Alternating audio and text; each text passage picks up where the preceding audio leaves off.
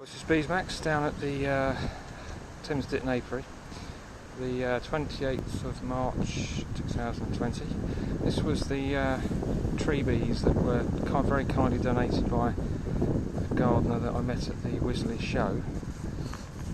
We've trimmed down a lot of the old honeycomb that was empty and rotten, and as you can see they're coming up looking for food.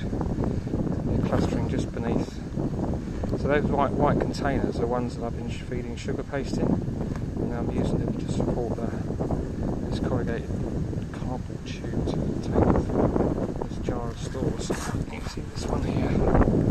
It's going to go upside down inside that tube. It'll take that down over the next few days, and I can feed some more and eventually transfer these to a more suitable sort of accommodation. But that's it. BeesMAX at Thames Ditton Apiary, March 2020.